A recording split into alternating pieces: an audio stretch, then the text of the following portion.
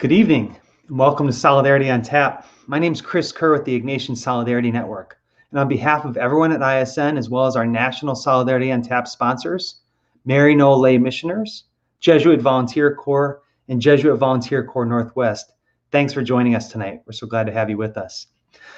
For over 15 years, the Ignatian Solidarity Network has been uniting the Ignatian family. That means the Jesuit network, as well as those who are inspired to work for justice through the spiritual tradition of St. Ignatius of Loyola, to build a more just world through transformational programs and resources that deepen faith and lead to dismantling systemic injustice, collaborative initiatives that bridge divides and overcome exclusion, and collective action to defend and promote the inherent dignity of all God's creation, both people and planet.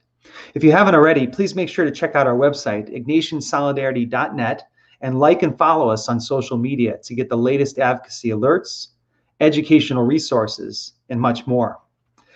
At this point, most of you probably know that Solidarity on Tap usually takes place in cities across the country, bringing together members of the Ignatian family and local bars and pubs. But like many things, we moved virtual in late March, and it's been a lot of fun. So we thought we'd keep doing it. And even though we're gathering virtually, the goal of Solidarity on Tap is the same: to invite people to enjoy fellowship, maybe with a drink in hand, and to hear powerful reflections from members of the network engaged in work for justice. And as always, in order to build and enjoy community tonight, I encourage you to utilize the comment section on Facebook or YouTube, or post to Twitter or Instagram with the hashtag ISNLive to let us know you and your institution are represented tonight. You can also post your comments and questions for our guest this evening on either Twitter or Facebook. So make sure to do that. We want to know you're out there. We want to know your questions, your ideas, your thoughts, everything. Okay. I also want to mention that as we gather tonight as an Ignatian family, we continue to pray for all people affected by COVID-19, particularly essential workers who continue to support our country and beyond. Plus, we pray for all students, faculty, and staff at the hundreds of colleges and high schools across the country who are part of our network as they enter into unprecedented times that this academic year brings. Now, tonight's conversation provides us the opportunity to explore the topic of ethical textile production, especially during the pandemic. Our hope is that this and all Solidarity on Tap conversations can lead us toward a hope-filled future. So with this in mind, I'm really excited to introduce our speaker tonight, Libby O'Bryan. Libby is an artist, a designer, and a businesswoman based in Asheville, North Carolina, trained in fashion design at the Fashion Institute of Technology, business administration at the as well as business administration at the University of San Francisco, and fine art at the School of Art Institute of Chicago. Libby melds her hybrid background into a conceptual, sustainable practice of unconventional sewing enterprises. Her business, Western Carolina Sewing Company, or SEW, CO, is an effort to preserve the skill of sewing and our domestic manufacturing economy. After apparel production management positions with Gary Graham in New York City and Lauren Celeste in Chicago, Libby witnessed in-house sewing jobs move overseas. Haunted by the potential extinction of the skill here in the United States, SEW Company was conceived and established in 2010 when invited to share a roof and a vision for progressive production with the Oriole Mill in Hendersonville, North Carolina. SEW Company became a partner with the Carolina Textile District to be a part of a larger movement of textile revitalization. Partner mills are big by being small together, so kind of collective impact. O'Brien has been manager and director of the Carolina Textile District's cooperatively produced Collection brand for the past 2 years. Collection works with participatory and cooperative models to create meaningful production work for a community of workers and makers. Collection uses sustainable and natural materials as a responsibility to that very same community and beyond. So welcome, Libby. We're so glad to have you with us here tonight. Thanks for joining us. We're competing with the Democratic National Convention tonight, but I'm certain that everyone will watch us first and then go watch the convention. So no worries about that.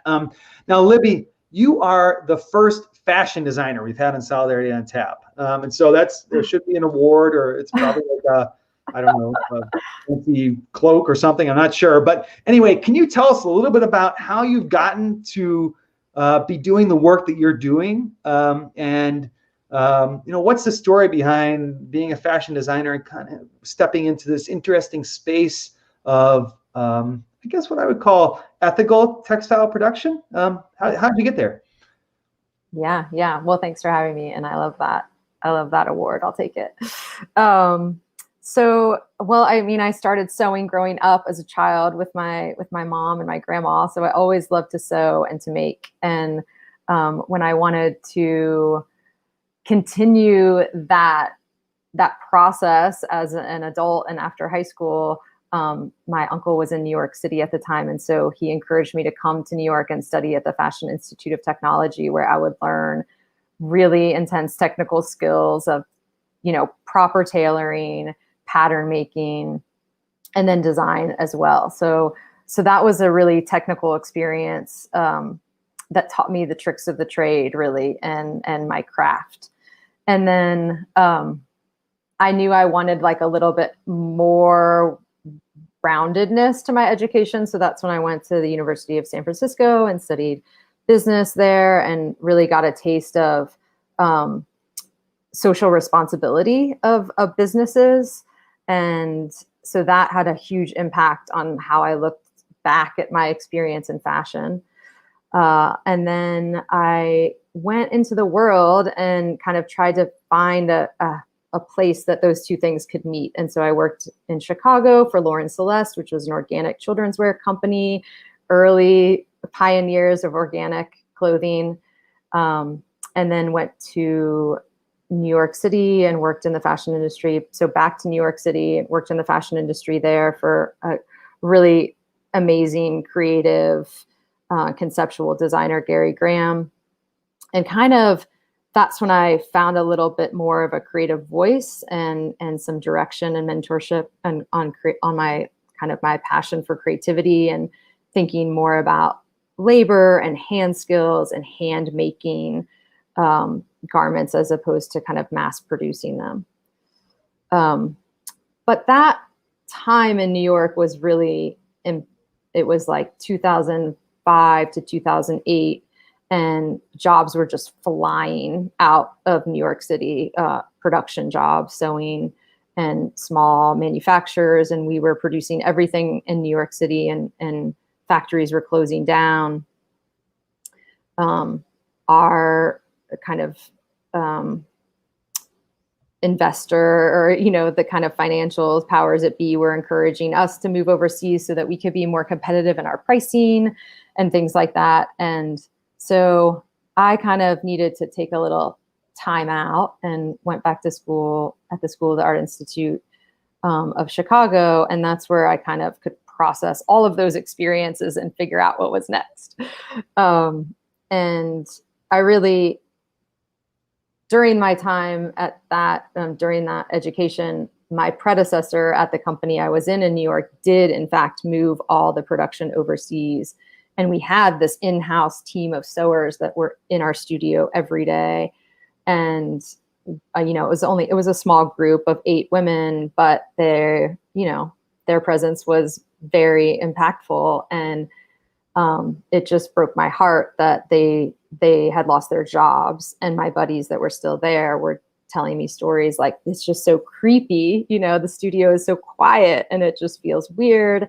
And it just haunted me. So while I'm kind of in this creative space, thinking about that and processing that and thinking about, okay, I have 2 years and what am I going to do next? That's when I was like, I'm going to start my own cut and sew factory where I'm going to employ people, preserve the skill of sewing here in the United States. I kind of got on this little survival bent of like, what's going to happen if we don't know how to sew anything and we don't have any oil and we can't, Sure. import everything. So, and I knew that there was a lot of independent designers that needed assistance also of like getting their brand off the ground and, starting small, which you couldn't really do at that time. You needed to like go big or go overseas or something like that. So, so I lucked out a real mill that was looking for a cut and sew arm. And so I moved into their facility. They do all the weaving. So they bring in yarn, we weave on site, and then the cutting and the sewing goes to SoCo. and we make all their finished product. So SOCO is a contract sewing manufacturer and product developer company. And the textile industry, particularly the apparel, side of it. I mean, this is a pretty kind of cutthroat industry. What can you tell? Well, maybe you could tell us a little bit about the Carolina Textile District and a little bit about how the idea of collection developed in the midst of what is a really competitive, intense, industry. Yeah, I mean, especially here in the South, the textile industry has a reputation of being very closed doors and not communicating with other textile factory owners, being very protective, and not secretive, but kind of just, kind of in these silos. There's these big mills and they're in those silos and they're very competitive. Not to mention the fashion industry in New York and, the high fashion, but even just here in the textile, the real roots of the textile industry.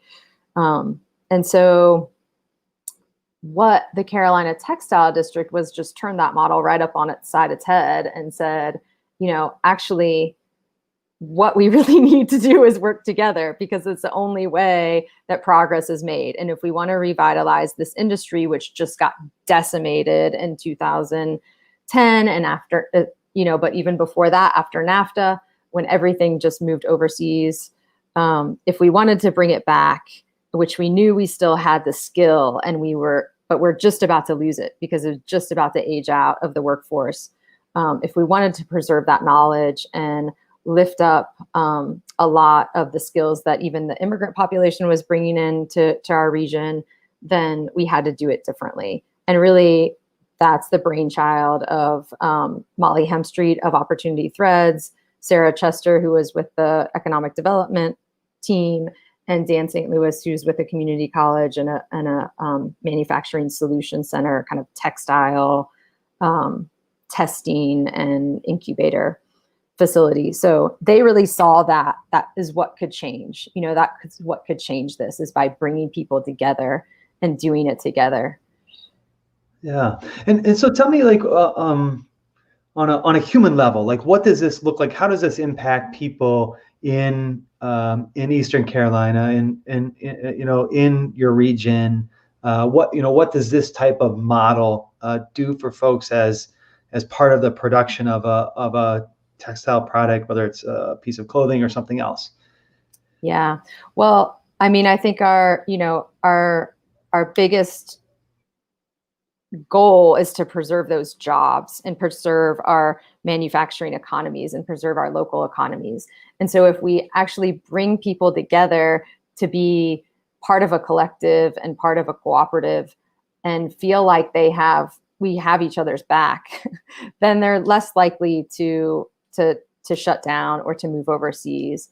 And Opportunity Threads is our kind of flagship textile factory, and they're actually worker owned. And so that model of worker ownership is one that we're really trying to create a good example of how that wealth can be rooted in our community, and those jobs can be rooted here in our community so that they're not able to be exported so quickly. So that is really the humanizing piece is making sure that those jobs don't go away and that those are good jobs. Sure. Yeah. I had a chance to visit, of course, in January, and I'm so grateful to you and your colleagues for welcoming a group of folks kind of from the Jesuit Ignatian world down to North Carolina to learn about what's happening there. And I wanted to share a few photos just from it. I thought maybe you could tell us a little about what's happening in them. They're kind of from the production lines and things like that. So I remember this is a unique project that's taking place with one of the lines. Can you tell us a little bit about it? Yeah, so this is at Opportunity Threads, and they are working on a repurposed blanket. So they take in hundreds of thousands of T-shirts on a monthly basis and make T-shirt quilts and T-shirt blankets out of folks' kind of treasured T-shirt collections. So it's a really cool, like mass produced repurposing project that they've really found a great system to streamline. And then all that waste that kind of is around, the t-shirt gets cut out into a square.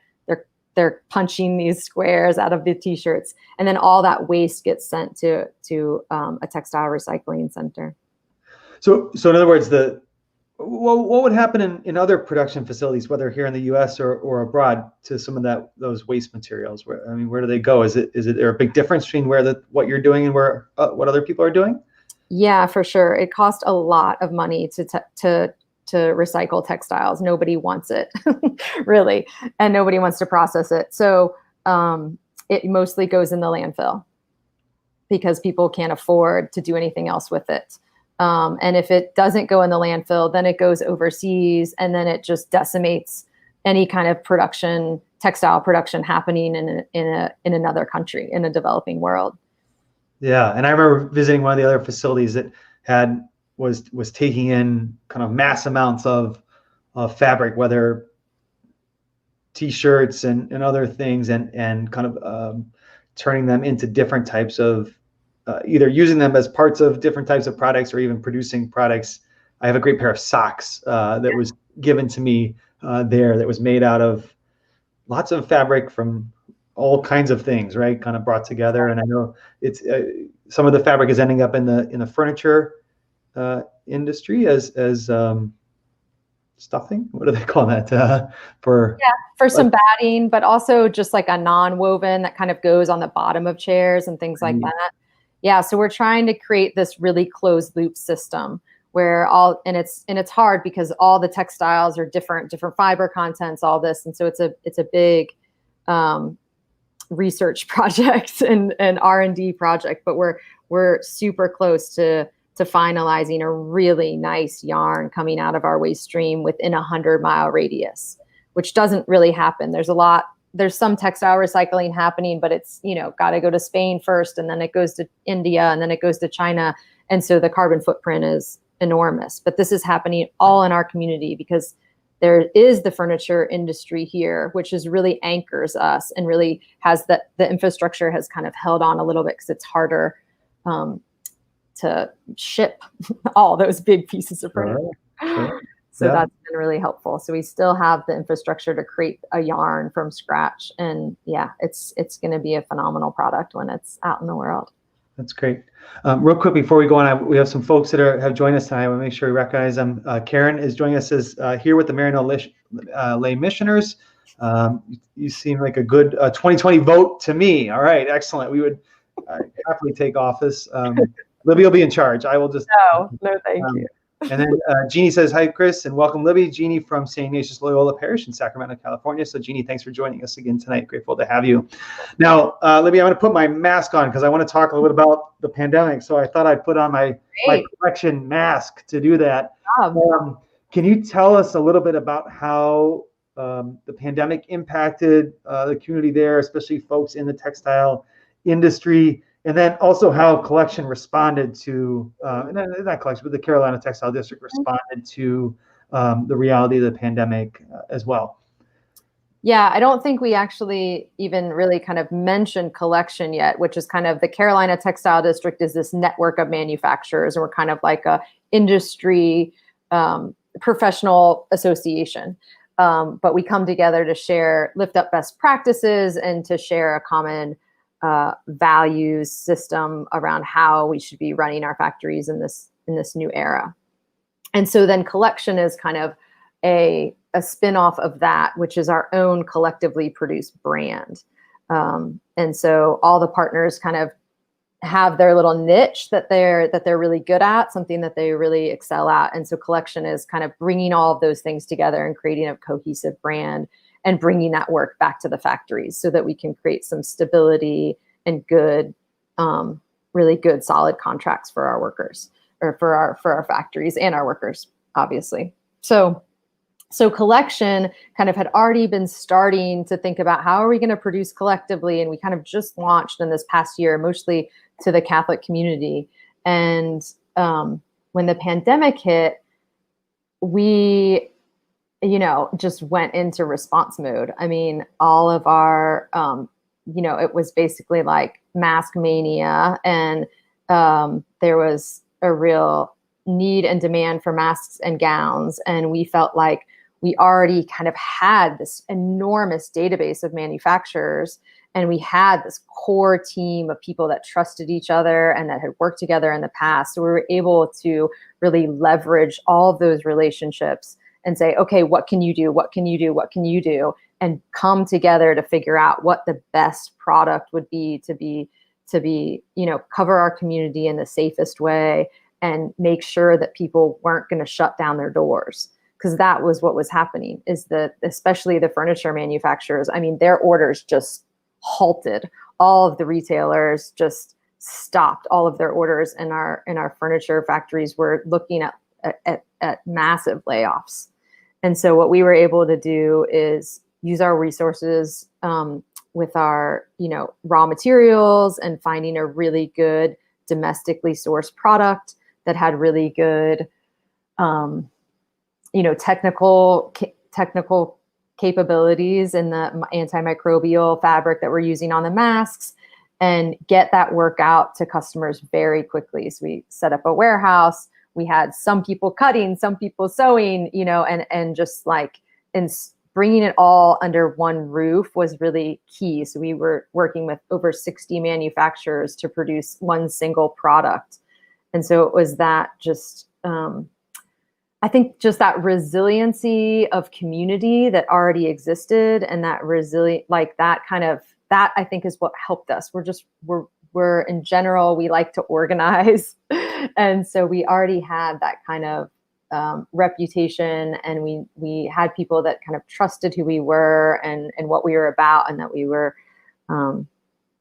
really here to just help. And so facilitating that was pretty powerful. And we've been able to send out, gosh, I wish I knew the numbers better, but hundreds of thousands of dollars in contracts so that people could keep their doors open and people could keep their workers working, and food on their families' tables, essentially. Yeah. And I mean, this is a really, when we think about the textile industry and kind of the subset of apparel within that, like, this is a really unique way of thinking about the role of an industry in a community. Because I don't know if folks maybe who are watching tonight kind of appreciate, but the textile industry, at least I know a lot about the apparel industry, and the apparel industry is kind of a pop-up industry. It goes where work is cheap and taxes are low, and where transportation is easy, and it exists there.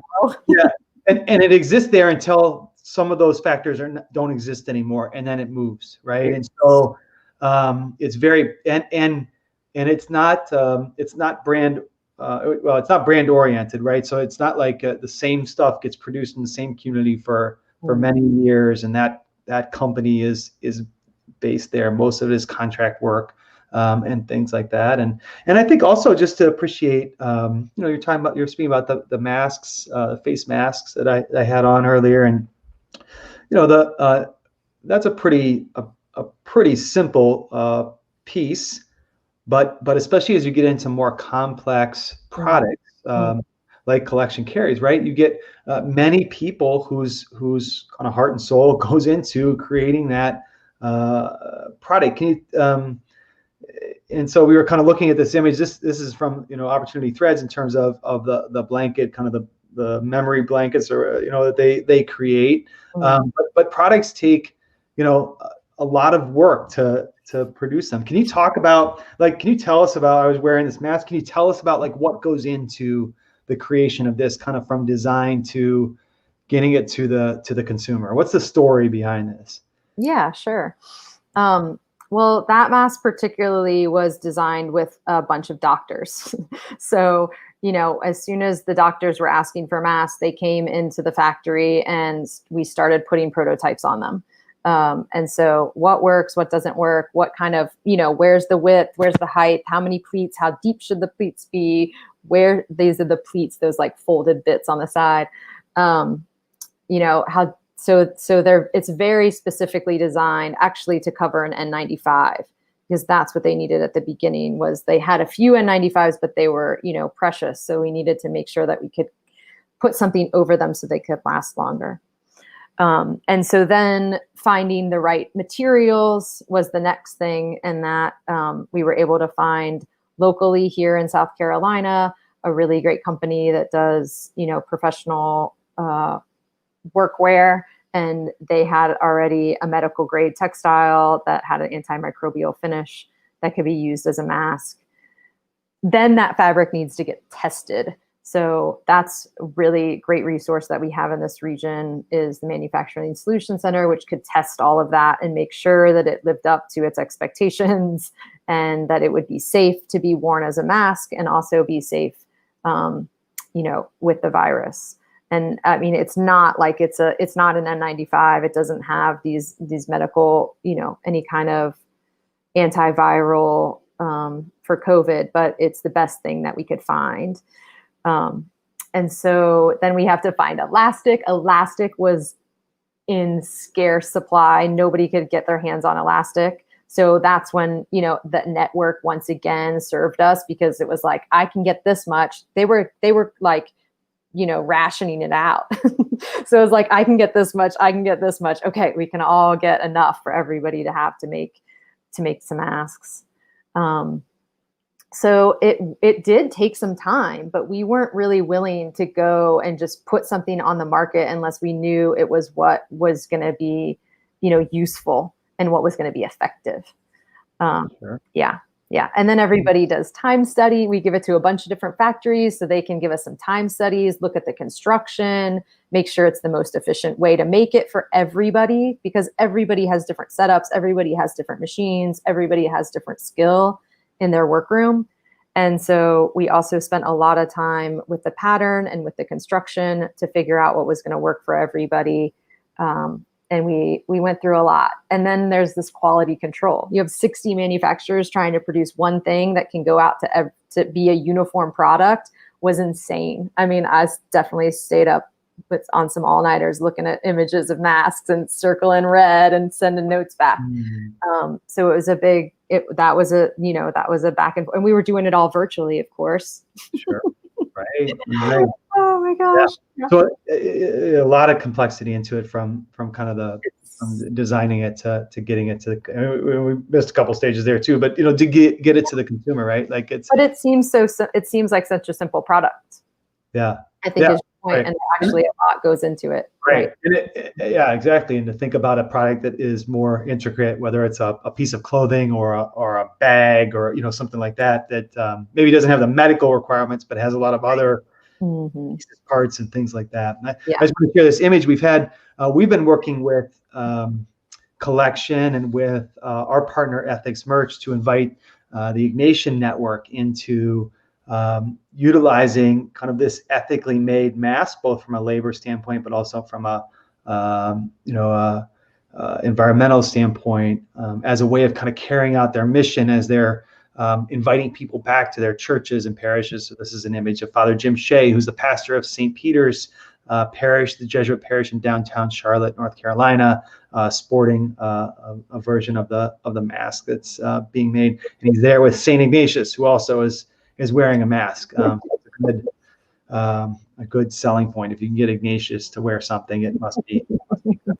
He's been around for a while, so he's very discerning, pun intended, in what he chooses. So, Libby, I want to come back to you here in a second. We're gonna just say thanks to our sponsors and share a couple announcements, and we'll come back to you with some questions from folks to talk a little bit more about all the great work that's happening. All right, so feel free to take a break, and we'll get right back to you. So.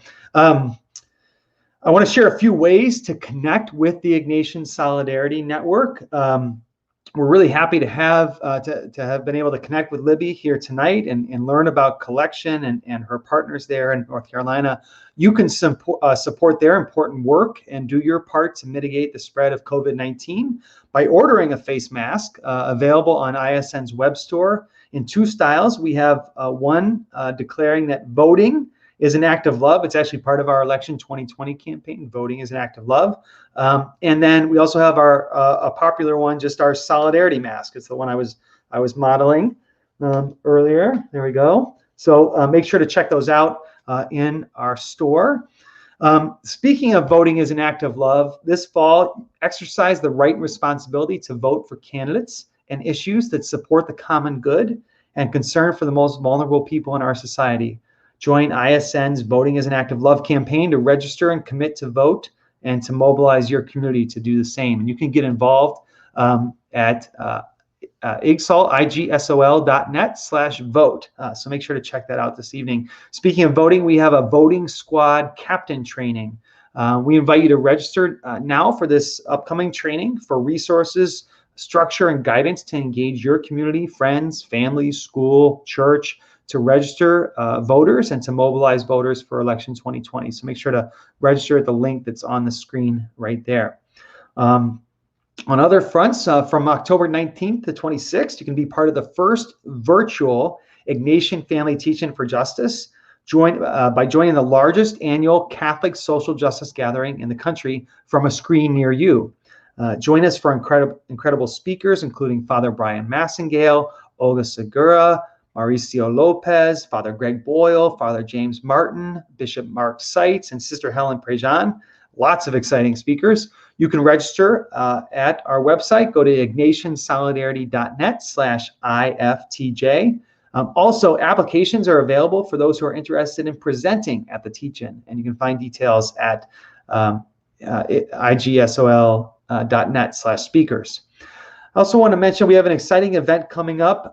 This September, the ISN will honor Sister Simone Campbell, Executive Director of Network, Catholic Social Justice Lobby, and Father John Bauman, the founder of PICO, known as Faith in Action, for their significant commitment to leadership for social justice. This will happen at ISN's annual Ignite Celebration of Justice. Due to COVID-19, the event is being held virtually on September 23rd. It was supposed to happen back in the spring in person in San Francisco, but we're moving virtual.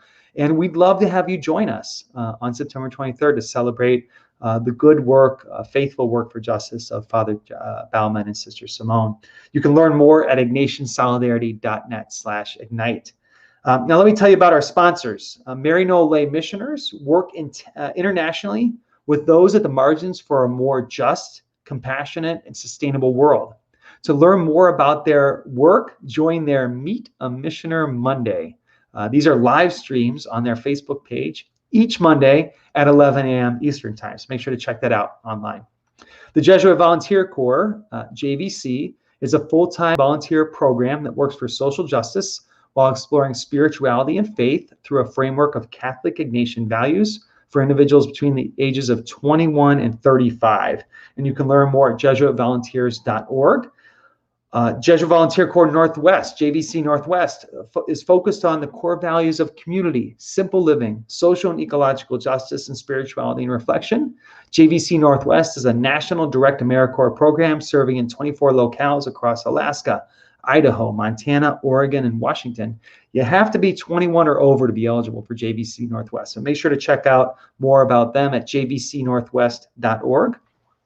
We also want to invite you to join us for our upcoming Solidarity on Taps, continuing every 2 weeks throughout the fall. You can see the lineup of upcoming speakers here on the screen, and you can learn more at ignatiansolidarity.net/solidarity-on-tap. And if you like tonight's conversation and want to share it or watch it again, don't worry. We have it recorded. It's available on our website at ignatiansolidarity.net or on our YouTube or Facebook pages. Also, speaking of enjoying tonight, please consider giving a gift to sustain the work of the Ignatian Solidarity Network and things like Solidarity on Tap. You can do so at ignatiansolidarity.net/donate. And I'm supposed to tell you to share a picture of yourself watching Solidarity on Tap tonight, or maybe you're having a virtual watch party, not for the DNC or the whatever else is on tonight, but for Solidarity on Tap. You can share it via Instagram and tag us at Ignatian Solidarity, plus use that hashtag ISN Live, and we'll be able to feature your picture in a future story on Instagram, okay? And so let's go back to Libby, and I want to just say welcome to some other folks that are joining us.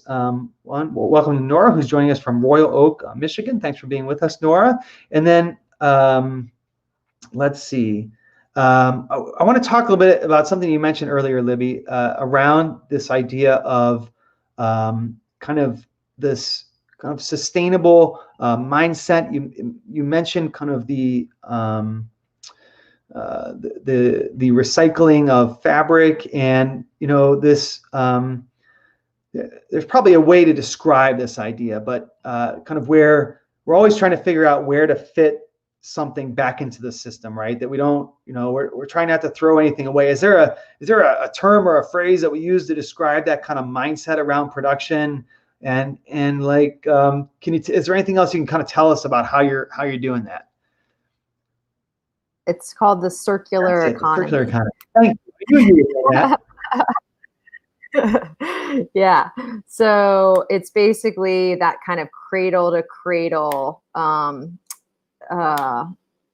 McDonough, what's his first name, wrote a book called Cradle to Cradle, and it really was the pioneer of that circular economy. So things that don't ever have to go. Yes, this is our material return infographic. So everything that comes in stays in our region and never goes out and never goes to the landfill. So if we can keep as much out of the landfill as possible, that's going to be the best thing for our, for the sustainability of our community. So even the dregs get to go into stuffing for furniture, right? So the good stuff, the gold, as Bob from Material Return calls it, goes into the yarn that we're creating, so that we can then make more, make the product out of the product, right? And so even the consumer, when they get that product, they'll be able to return it back to us, and then we can put it back into yarn or into stuffing. A lot of that is used actually in automobiles for car liners, like for headliners, like inside, in between the headliner and the exterior. So we're trying to find ways for all of those materials to go back into something and be able to come back into our recycling system and get recycled again. So that is the goal. And we are mostly using natural fibers. When we do have to use virgin materials, we're using natural fibers, so that those are way better to recycle and to repurpose than a polyester, which is essentially plastic. So if you think about a polyester or a nylon, your skin isn't breathing, it's off-gassing into your skin. And it's also, if you're going to try to recycle it in any way, the nanoparticles are going into the ocean and going into the air. So if you have a choice when you're purchasing and you can't find recycled textile, which is very hard, then choose a natural fiber. That's interesting. And meaning cotton, wool, silk, linen, something like that. Gotcha. That makes sense. And I suspect that in today's culture, that consumers are probably consuming or purchasing more clothing than we did in earlier times. Is that? And I'm curious to know. I mean, I think you're very intentionally making products in an environmental from an environmental perspective and a labor perspective.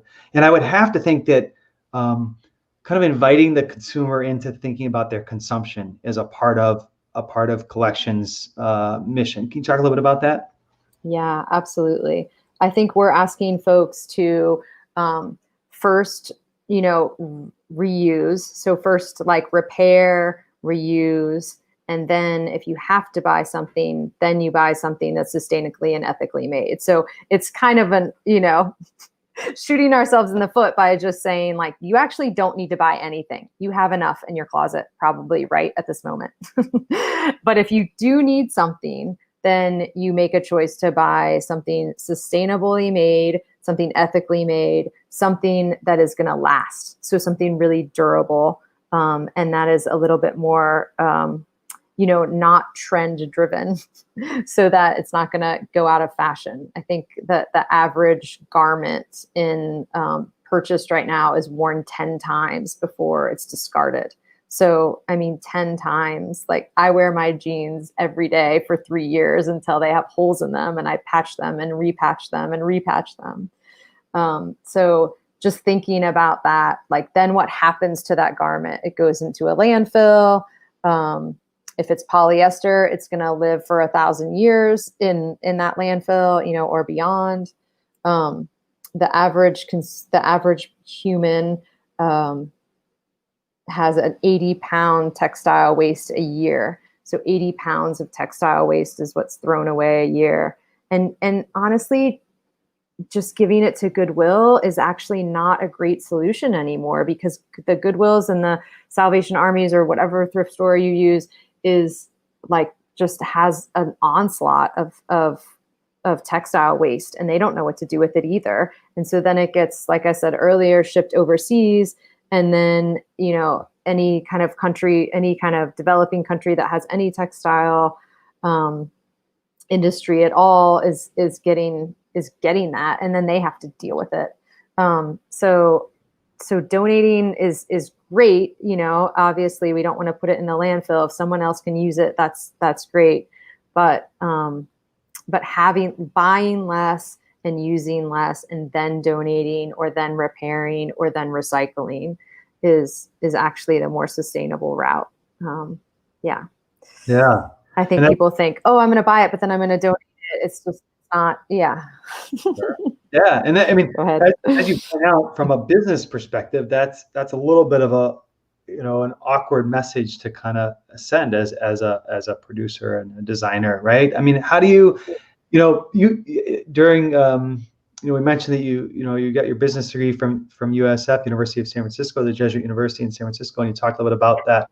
Kind of learning a little bit about the ethical side of things. So, like, how do you find that balance in business, though, when you're kind of saying, I want you to buy my product, but I only want you to buy it if you really need it and you've kind of worn out the former version of it, right? Like, how does that work in the business world? Well, it's really hard when you have values, I think, to sell.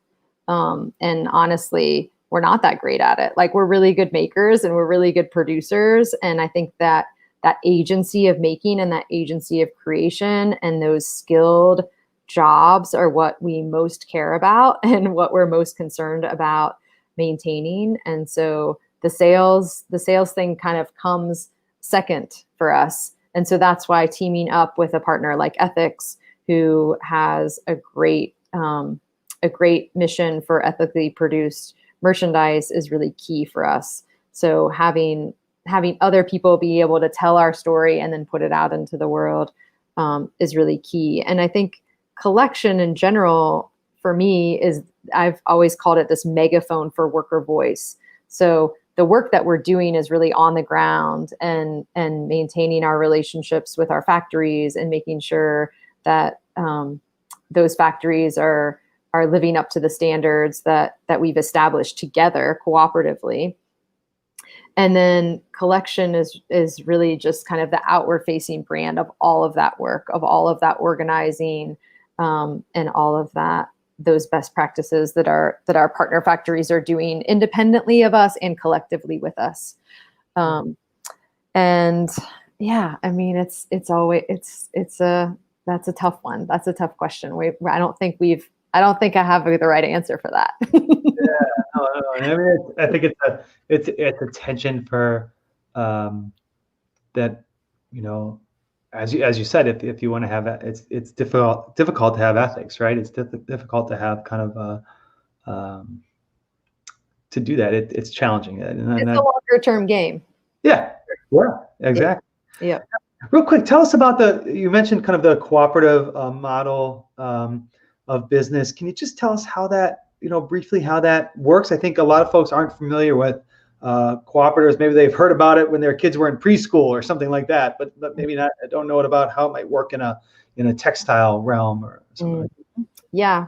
Well, there's a lot of cooperative models, and a lot of our factories do things differently. So there's some factories that profit share. There's some factories that offer town hall meetings for voice and agency. And then there's some factories that are actually worker-owned cooperatives. So that means that workers that are on the front lines, sewing every day or cutting or, any kind of aspect in that production facility have the opportunity to own part of the company. And so they actually have the equity of the company to be able to borrow against, to buy a house, or to, send their kids to college or things like that. And so what happens there is that every worker owner kind of sets up its own bylaws, and that determines, how long you have to work there and what kind of benchmarks you need to meet in terms of your commitment to the company. There's always a little buy-in so that everybody definitely has some skin in the game. And sometimes that's sweat equity, or, some sweat equity and some actual financial buy-in, and that kind of can come out of your check over a duration or things like that. But you do actually invest in the company, and then you're actually an owner of that company. And it's in a worker ownership, it's everybody has an equal slice of the pie. So it's not like one person owns 51% and then it's divvied up amongst the rest. It's one vote, one slice of the pie. And so as more people come on, your slice gets smaller and there's more votes, but the business is growing, and it's actually worker ownership enterprises are way more have the likelihood to survive and to stay in business. Like I don't know what the stat is, but it's like tenfold of another business, because your workers are invested and it's not going anywhere. And people can kind of come and go too. You can leave and then other workers can take on, but it really just, I mean, the real model for that is just maintaining a local community that's a viable economy by rooting that wealth in your community. Yeah. What's the long-term vision for collection? Like, what do you hope collection is as it continues to evolve and grow? Maybe 5 years from now or something like that.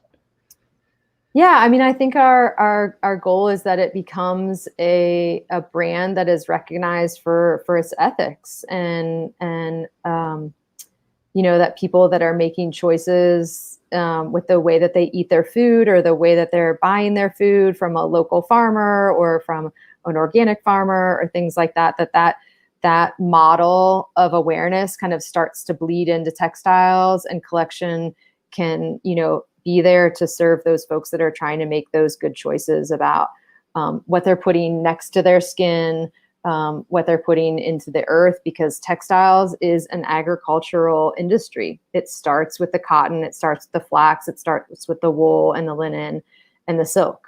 So if we think about, we're on board with our food that we eat, let's start being on board with the textiles that we're putting on our body and that are coming from this earth. So I think that's what I hope for collection, is that it's a go-to for those folks that are making those great decisions. Sure. And in the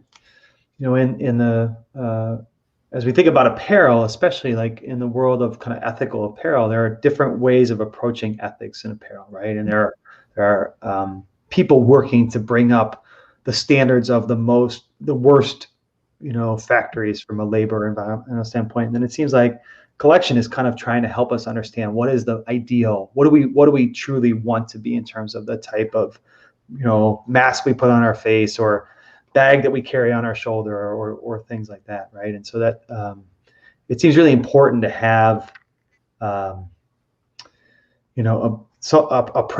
brand that you can go to and really know with confidence that the product is not just carrying out values of dignity for the person who creates the work, but also for the earth, for creation, and the way it's treated and valued in the process as well. And that's really, I mean, I would say that that's really unique in the textile industry, to have something that is seeking to meet both labor and environmental standards. Is that true? I mean, as you kind of think of like, what are some other products that people might go out and buy, and hear some of the same things that you shared with us tonight?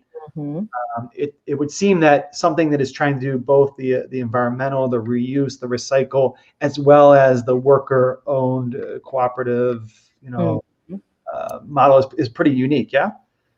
It is. And I think the third thing there is transparency. Because I think that's a big trend right now in fashion is like, okay, we're just going to be transparent. But if you really look at what that transparency is, then you start to see, oh, but they're not really, like, they're only paying $2 for that button down to be made. Like, how is that happening?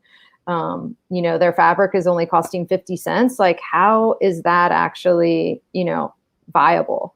So I think these like real costs of production are what we're doing domestically. And when we talk to, we've had the benefit of talking to some big, when we were kind of developing our brand, we've been able to talk to some consultants, and they're like, you need to decide if you're going to do this transparency thing, or if you're going to do the sustainability thing, or if you're really about the workforce and we're like, no, we're not choosing. All of these things are important, and there's no choice. Like, we have to do all of them in order to have the integrity that we want to uphold in our community. Like, yeah, so it's pretty interesting that most companies, whether it's Everlane is all about transparency, or Ecover is like a recycled yarn, but it's coming from plastic bottles, or some of these other things. I think it's like they're doing great work in their slice of the pie, and then but we don't have to choose. Why do we have to choose? Right. Yeah. That's great. Libby, real quick before we let you go, you not only are you working with other partners to run this, to help kind of galvanize this business, but you're also a mom. Your kids were here getting ready for bed before we got started earlier, and so I'm just curious, like, in your work and in your life, what gives you hope, and especially in these kind of challenging times of the pandemic and stuff like that, what gives you hope in your days?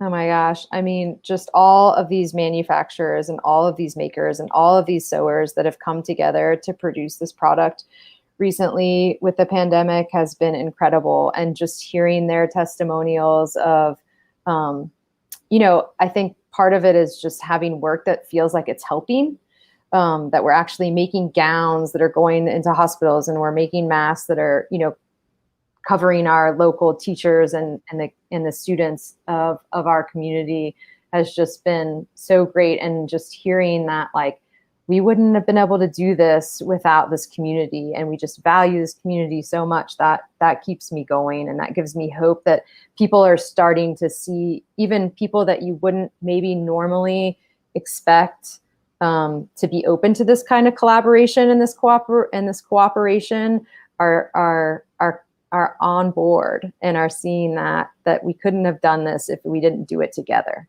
And so that like opening up and that like kind of community swell has just been really, really fantastic. Yeah. Yeah, that's great. Yeah.